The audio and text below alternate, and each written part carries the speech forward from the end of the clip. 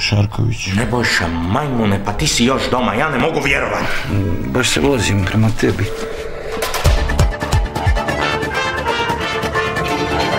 Kad dođem tamo, što očekujem tebe? Si bio ovdje prije sat vremena, sad ih ne bih trebao objašnjavati. Iris je zaštićeni svjedok i mora sutra, najkasnije do podne, biti na tribunalu. Dakle, vi ste Iris Bijelić. A ne ti si.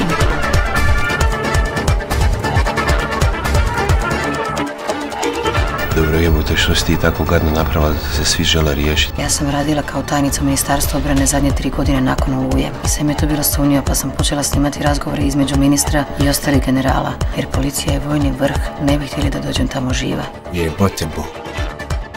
Pardon.